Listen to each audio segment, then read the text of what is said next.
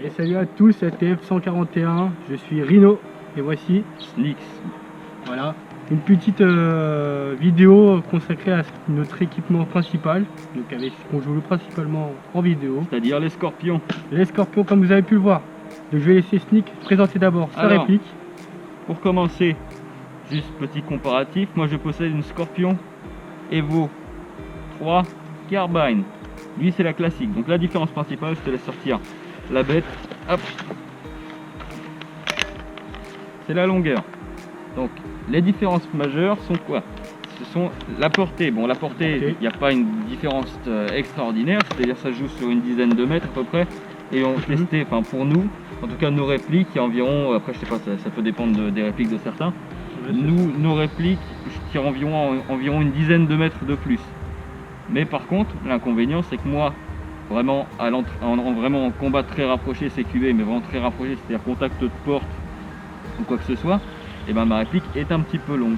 Que lui, bah, simplement, il a moins de soucis, car beaucoup plus court, donc plus facile pour engager. Comme vous avez pu le voir d'ailleurs dans les vidéos, c'est toujours moi qui est en tête et lui qui me couvre par derrière. C'est ça, je le couvre par derrière, comme dit si bien monsieur. Voilà, hein, pas mauvais jeu de mots s'il vous plaît dans les commentaires. Voilà. Parce que moi simplement j'aime bien rester à l'arrière, pouvoir le protéger pendant ses pushs, etc. qui rentrent dans le bâtiment, si quelqu'un vient le chercher. Voilà. Et bah grâce à la COG que je possède sur cette réplique justement, présenter d'ailleurs, et bah ça me permet de les soulever d'assez loin. Mais alors du coup, dis-moi Sneak, présente-moi ta réplique de A à Z. Du coup, hop, je ressors l'engin, hop. Donc voilà, pour commencer, crosse rétractable, c'est pratique pour le rangement ou pour le corps à corps. Mais si je m'en sers jamais, même en corps à corps, je joue la crosse dépliée. J'ai le réflexe de toujours l'avoir pré-épaulé, c'est-à-dire prête à l'emploi. Ouais. Donc voilà, donc ensuite, on va passer sur le viseur ACOG qui possède 3 coloris parce que la lunette intérieure, possède 3 coloris parce qu'elle est éclairée, c'est-à-dire bleu, rouge et vert. Donc c'est une x4 comme tous les ACOG classiques. On peut voir que d'ailleurs il y a des petits rails sur les côtés. Voilà. Oui, on a des petits rails sur les côtés et nous avons un point de mire en haut. Je ne sais pas si vous le verrez, mais en gros sur la réplique nous avons une mire sur le dessus. Voilà. Ensuite on va passer directement à la poignée qui est une poignée très sympathique parce que bon, elle est costaud, hein, je vous l'avoue, niveau esthétique c'est pas la plus jolie. Il y a beaucoup plus joli comme poignée, un peu plus fin, etc. Mais celle-ci, sur la prise en main, même après plusieurs heures d'utilisation, je la trouve vraiment sympa. Enfin, j'ai vraiment une bonne poigne dessus. C'est vraiment agréable au toucher. Et franchement, on a une très bonne stabilité, même sur de longues sessions. Voilà. Il a aussi une petite lampe qu'il a mis sur sa grille. Alors oui, mais la lampe elle n'est pas mise maintenant. Je peux la rajouter pour vous montrer. Hop, sur le rail du côté. Hop. Si j'arrive à l'enfiler, je n'enfile pas grand chose en ce moment, je suis désolé, ça perd les réflexes. Avec le confinement c'était un peu dur. Je vous avoue que ça nous a un peu ennuyé. Ah bah, dans tous les sens du terme on n'enfile pas grand chose pendant le confinement. Mais voilà, du coup voilà, la petite lampe tactique, très pratique. Voilà. Hop, en CQB dans les pièces sombres. Donc je vais passer à la mienne. Moi comme vous avez pu voir c'est la courte, donc c'est la première qui est sortie. Toi d'ailleurs c'est le 3e modèle si je me trompe pas. En fait c'est... Il y a 3 sortes. Celle-ci est sortie en première, c'est pas que c'est le 3e modèle, c'est que celle-ci est sortie. Et un peu plus tard, bon j'ai pas les dates exactes parce que bon je suis pas Wikipédia, mais après ils ont sorti deux autres versions, c'est ça. C'est-à-dire la Carbine, c'est-à-dire canon classique, et la BET qui est la même que la mienne, mais avec un canon silencieux intégré. Voilà, c'est ça. Donc moi comme vous pouvez le voir, j'ai mis un nouveau corps, parce que c'est pas le corps d'origine, avec une poignée verticale et une poignée vers le chargeur. D'ailleurs, le petit point qu'on a encore oublié de parler, c'est au niveau du chargeur. Moi j'ai le chargeur normal, comme vous pouvez le voir. À 30 coups. À 30 coups. Et lui il a un chargeur qui va Je joue avec un chargeur high cap, donc certes pour quelqu'un qui push comme lui c'est pas très pratique parce que ça fait l'effet maracas quand on court. Pour moi c'est pas très pratique, donc j'utilise ce chargeur là pour charger sans faire de bruit. Et moi en tant que joueur qui joue un peu plus sur la distance à la COG et puis même qui aime bien le couvrir, si je peux pas me permettre de recharger tous les 30 secondes. Voilà c'est ça. Parce que bon quand il a besoin de me couvrir, que j'ai plus de munitions, hop, c'est lui qui fait... Pour tirer sur une cible, bien évidemment que je vais pas forcément rafale des chargeurs complets, mais sur un tir de couverture, c'est très pratique de pouvoir engager, et puis juste foutre des petits coups de molette, et puis renchaîner direct derrière. Voilà, c'est ça, tout à fait, c'est le côté pratique, et on va dire que lui, il aura plus tendance en recharger plus, il devra en recharger pas plus vite que moi, mais il devra avoir plus le temps de réagir que moi, parce que moi je serai plus en face des gens et lui sera plus derrière moi. C'est ça, c'est que moi donc lui il va plutôt me en tir de couvrir. soutien, en gros, pour vous expliquer plus rapidement sans rentrer trop dans les détails, j'ai besoin d'un gros stock de munitions sur moi pour pouvoir le couvrir, faire des tirs de suppression. C'est pas question de pouvoir recharger. Et lui il a pas besoin d'être discret, parce que lui bah s'il tire en fait c'est qu'on est grillé et que j'ai besoin de lui. Voilà, parce que tout simplement, tu m'as coupé dans ce que j'allais dire, du coup je l'ai perdu. C'est moi. Mais du coup voilà, c'est pas question de recharger plus vite, parce que ça va très vite de déclencher votre chargeur, en enclencher un autre, hop c'est reparti. C'est vraiment question de transport de munitions. C'est-à-dire que même avec ces quatre chargeurs, ils transportent moins de munitions que moi avec les deux gros. Et du coup c'est vraiment pour pouvoir faire des tirs de soutien et vraiment pouvoir le couvrir. Je pense que la majorité l'aura compris. Mais c'est vraiment pour les nouveaux ou ceux qui pratiquent pas forcément l'airsoft régulièrement. Ou qui débutent. Voilà. Donc on passe au viseur, bah moi c'est un petit holographique, voilà merci, je vais chercher le mot. Donc moi j'ai seulement deux couleurs, le vert et le rouge. J'ai mis aussi un petit silencieux que j'ai intégré dessus, comme vous pouvez le voir. Voilà. Alors c'est purement esthétique, parce que ça rallonge pas le canon et ça fait pas tirer plus loin, tout simplement. Et nous avons aussi la croisière rétractable. Bah moi personnellement ouais je pourrais le faire. Comme vous pouvez le voir, ça sera encore mieux pour manier. Voilà. Et comme vous pouvez le voir aussi, j'ai un truc ici, vous allez bientôt voir en vidéo, c'est que je vais filmer aussi par rapport à quand je tire. Et pas seulement sur le haut de ma tête. Donc vous aurez deux visées. GoPro. Ouais, voilà, vous avez le support GoPro qui est ici, hop, hop, il le met sur le côté, il y aura peut-être une deuxième GoPro qui sert pour que vous puissiez voir correctement le prolongement de l'arme, où il tire.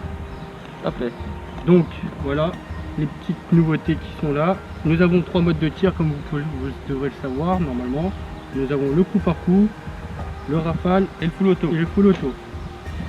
Alors donc, là pour les répliques principales que nous avons, c'est cela. Je pense qu'on a fait le tour. On a fait le tour. Pour les répliques principales. On va passer sur nos secondaires respectives.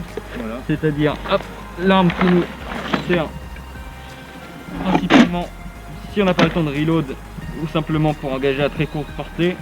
Même si en vrai nous dans les CQB on arrive très bien à passer, parce qu'à tir oui on n'a pas de distance d'engagement. Voilà c'est ça. C'est-à-dire qu'au niveau des FPS on passe même à très courte portée avec nos répliques, elles sont réglées pour. Donc on voulait pas de distance d'engagement. Donc je vais commencer par moi le temps qu'il fasse la sienne. Okay. Je joue avec le M9 Custom. Voilà. Donc c'est pas un G celui-là, c'est un PW. Donc il est très bien, il est à blowback comme la plupart des flingues qu'on a aujourd'hui. Il est à gaz et c'est un 15 coups à peu près, 16, je peux en mettre 16, 15, 16, voilà.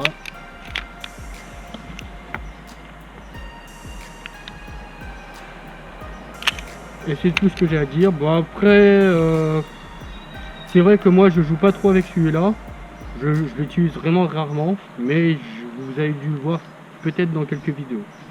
Alors, on va passer au mien. C'est un MK23 de chez Marui. Il est franchement sympathique. Le seul problème, c'est que bon, je le joue régulièrement sans silencieux, parce qu'avec le silencieux et le holster, pour l'instant, on va pas se mentir, quand on rajoute le silencieux, il est assez imposant.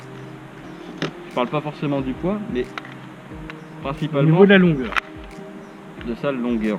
Si vous pouvez voir que dans un holster à la jambe, c'est assez conséquent. Donc moi je l'utilise sans silencieux, ou sinon bah, quand j'ai juste envie de jouer simplement à la réplique de poing, je me permets de mettre le silencieux et puis bah je pose la principale et j'y vais avec mes quelques chargeurs de pistolet.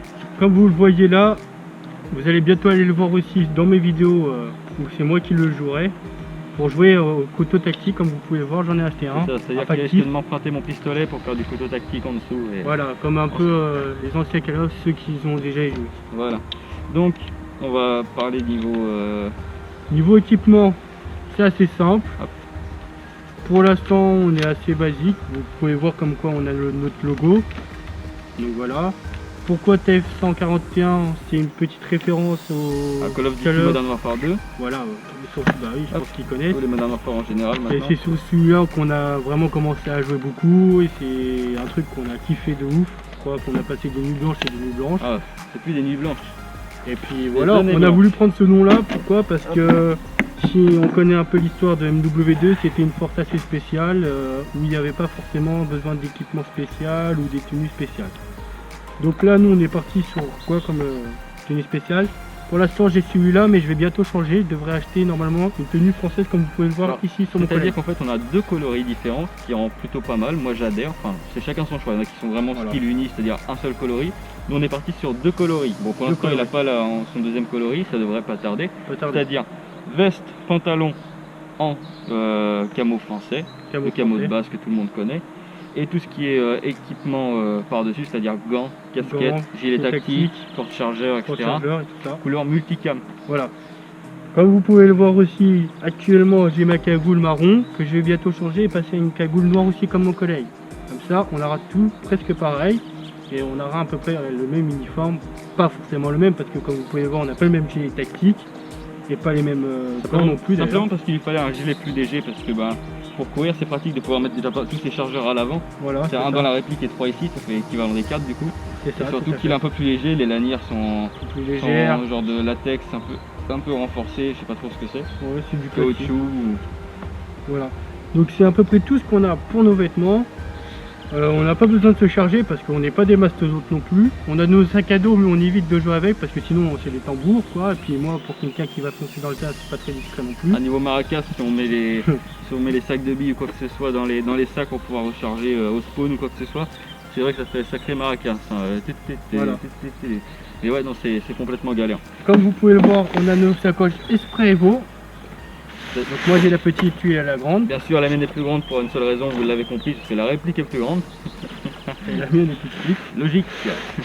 Donc voilà, c'est tout ce que nous avons à dire pour notre review en tout cas. J'espère qu'on va se retrouver bientôt sur les terrains. Et puis on se dit à la prochaine. Et surtout merci d'avoir regardé jusqu'au bout. Merci.